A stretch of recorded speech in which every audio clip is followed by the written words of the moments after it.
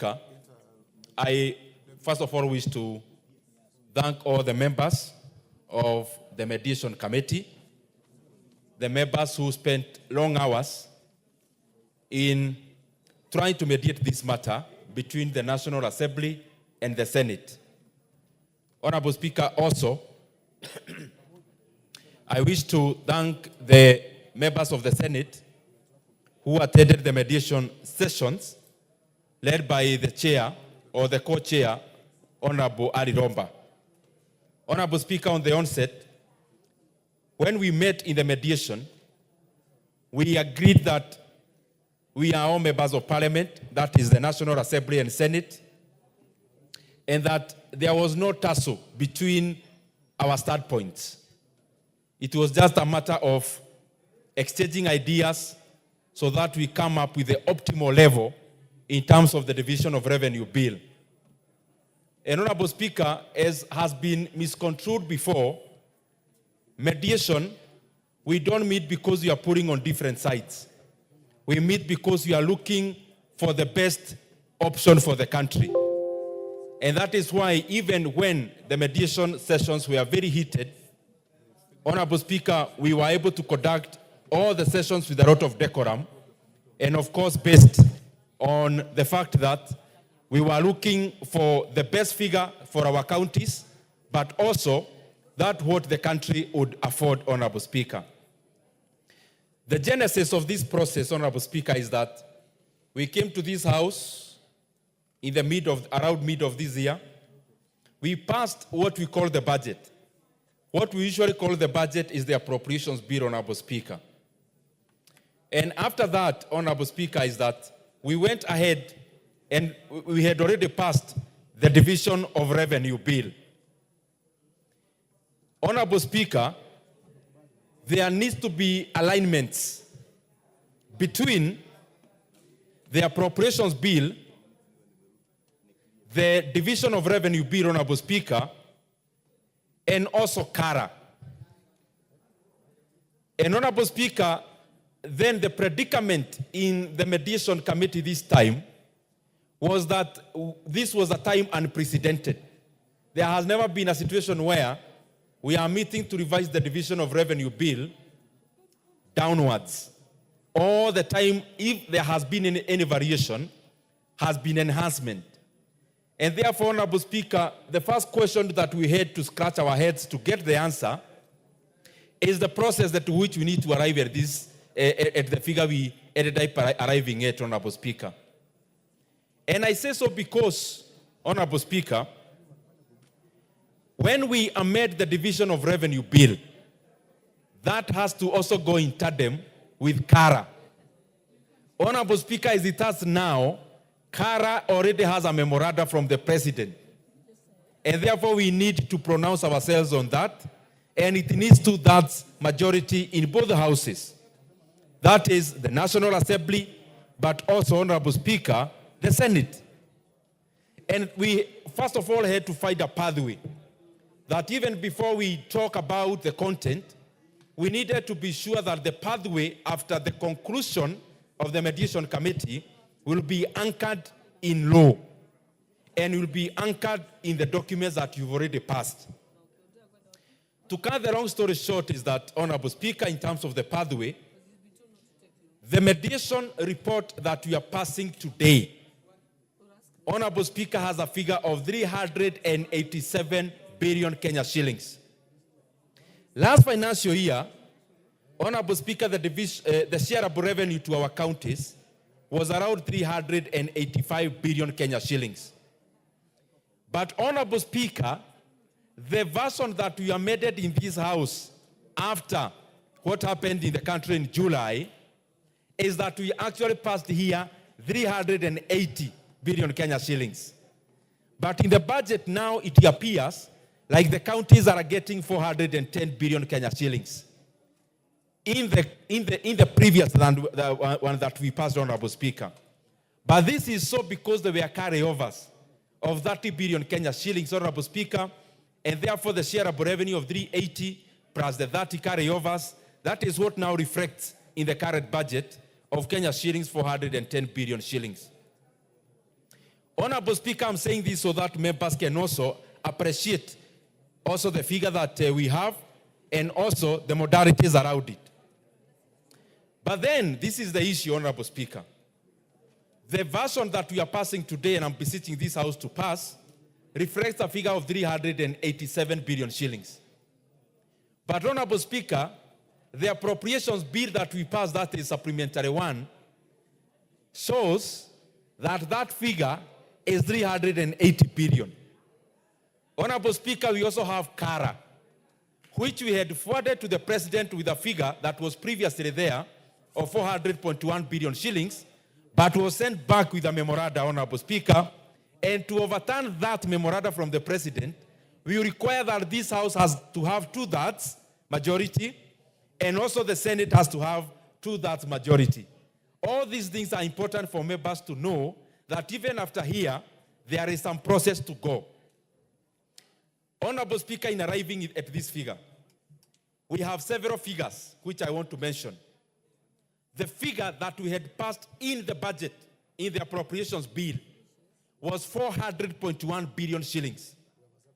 The figure we ended up passing in supplementary one is 380 billion Kenya shillings.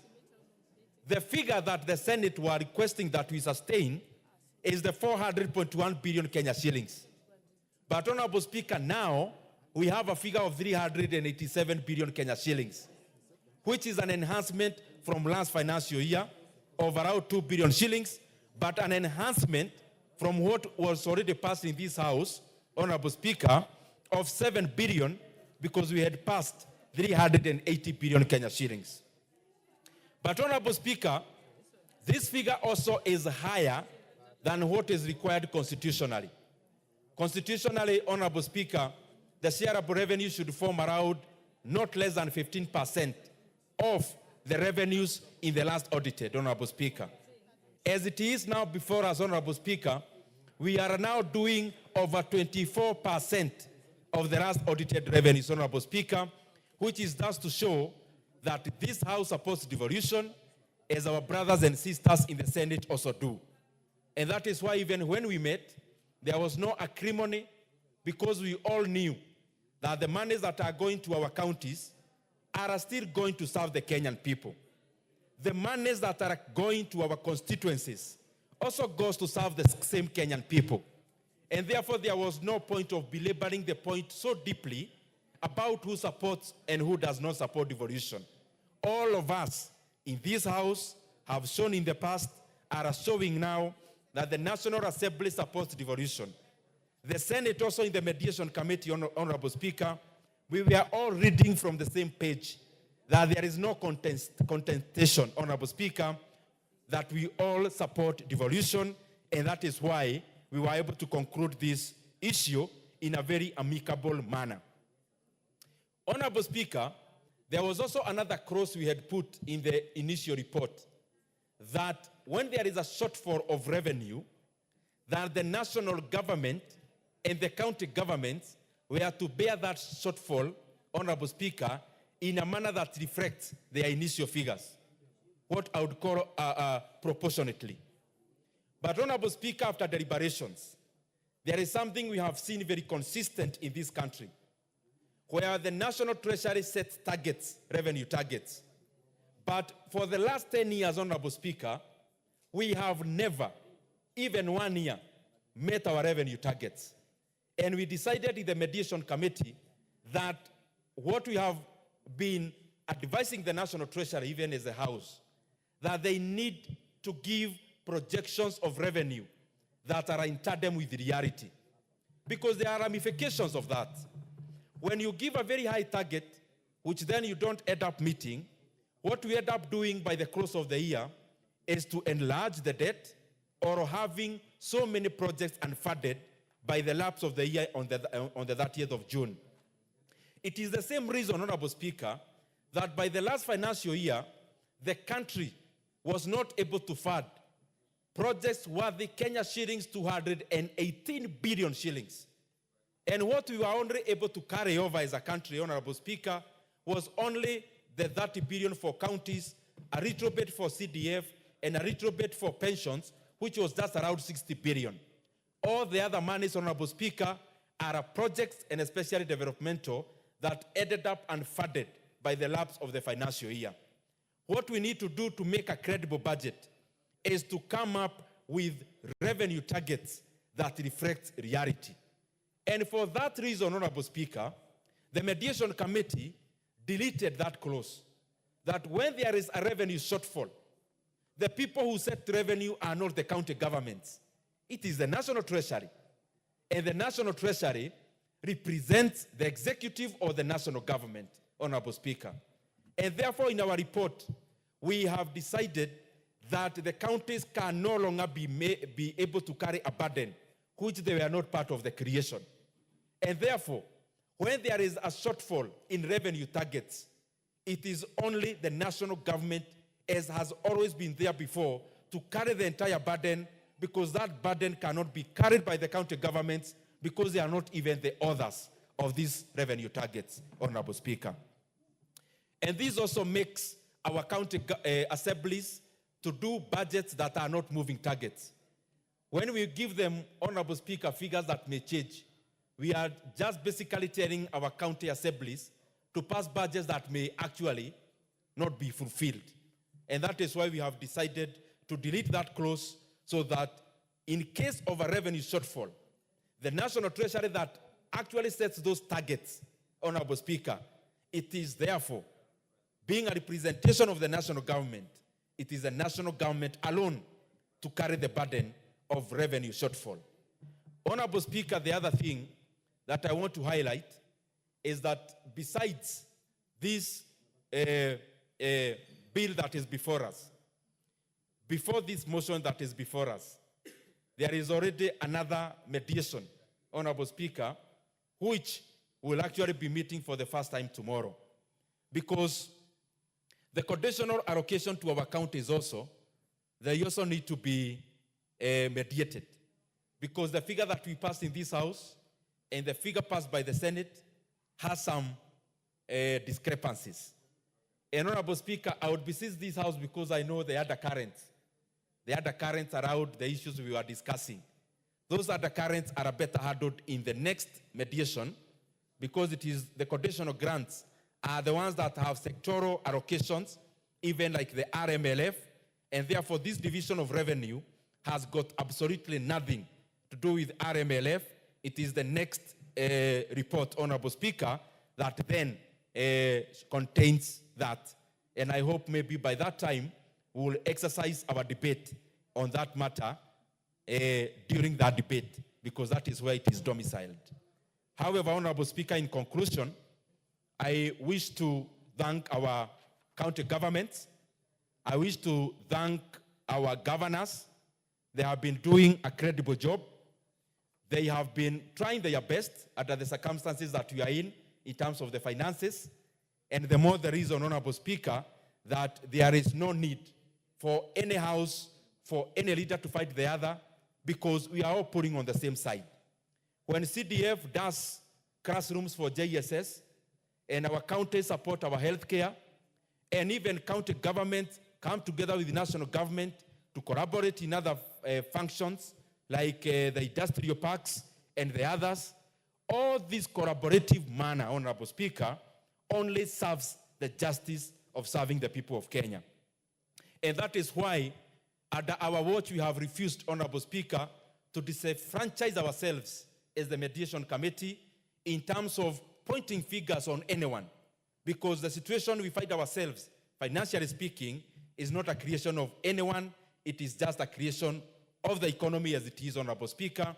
And that is why we were able to come to a very good conclusion.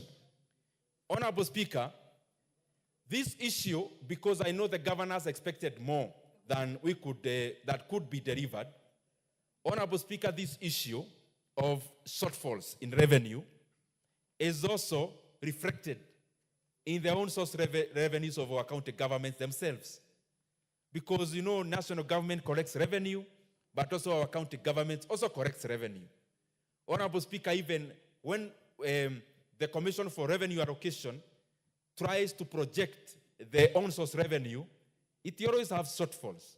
Because, Honorable Speaker, it is understandable that when there is a shortfall on one side, it is likely to be symmetrical because we are dealing with the same economy. And the same, Honorable Speaker, that the way we find ourselves not meeting targets on this front, even on the county governments, it is the same, Honorable Speaker. And this calls all of us, this House, the county assemblies, the National Treasury, the CECs for finance in our county governments. I think it is better to project less than more, because it's better to deal with a surplus when it appears than to deal with a deficit when it accentuates itself, like in this situation, Honorable Speaker. Because this is how it happens, Honorable Speaker, just for a snapshot. When we pass a budget, like the one we have of 3.88 trillion Kenya shillings, on one side there is revenue. On the other side, there is expenditure. But you know, government is a revolving door. When I had not joined this committee, Honorable Speaker, I used to think, for example, that the pensions that the civil servants are paid, I used to think there is a bank account that when you are a civil servant and you are deducted, that your money is deposited. Honorable Speaker, I am sure most people that is what we think. But there is no such a kitty, Honorable Speaker. Government is a revolving door. That even pension itself that is deducted, there is no granary of pension, for example. All these monies are the monies we collect as taxes every day. So that even a person who retired 15 years ago, there is no money in any bank account that they were deducted. It is the taxes we are collecting today that pays their pensions today, Honorable Speaker. And therefore, I was trying to talk about the hierarchy. When the National Treasury receives revenue, the number one thing that they pay is CFS, especially interest rates in debt. The second thing they pay, Honorable Speaker, it is the salaries for the civil servants. Honorable Speaker, the other thing they pay is the pensions. The other thing, Honorable Speaker, is the recurrent. The last thing that ends up being funded by the National Treasury when we collect revenue is development, Honorable Speaker. And therefore, when there is a shortfall in revenue, as it was projected, all that shortfall in most cases is borne by the development kitty. And that is why, Honorable Speaker, we are requesting the National Treasury, even in this report, they project revenues that are cognizant or reflect reality so that we don't find ourselves in years that lapse without projects being funded adequately and fully. Otherwise, Honorable Speaker, I want to thank you and thank all the members of the Mediation Committee, both in the National Assembly and Senate. I want to thank the leadership of this House, Honorable Speaker, and I want to request the Majority Leader, Honorable Kimani Ichung'wah, to second this motion.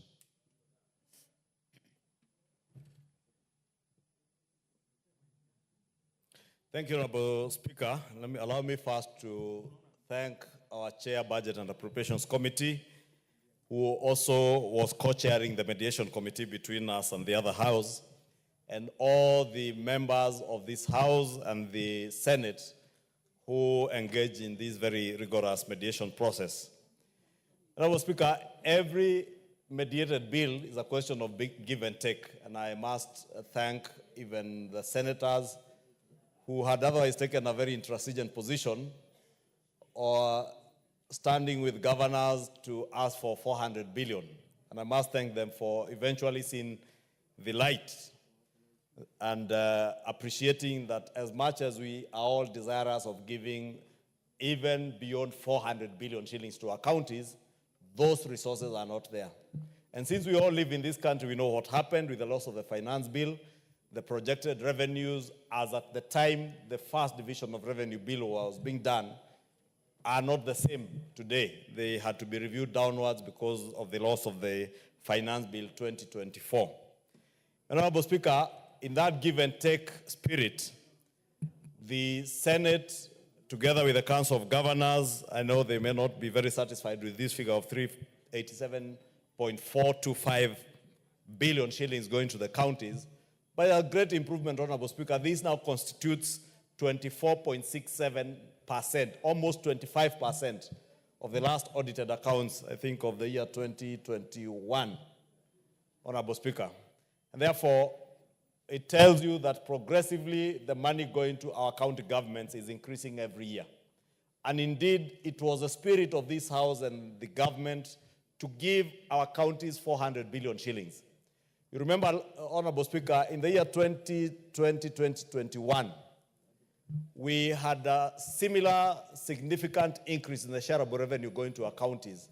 And in one particular year, we increased the county shareable revenue by 50 billion shillings. But that, Honorable Speaker, was on the understanding between us following a mediation process again with the Senate and an agreement with the Council of Governors that they would then cede ground on the question of the revenue coming from the fuel levy fund. It's sad, Honorable Speaker, that our governors and the Council of Governors is now reneging on that very good gentleman's agreement and pitting ourselves against them. Honorable Speaker, the money that goes to the constituencies for fuel levy, at the time we increased by over 50 billion shillings the shareable revenue, was on the understanding that most of that money would be going towards rehabilitation and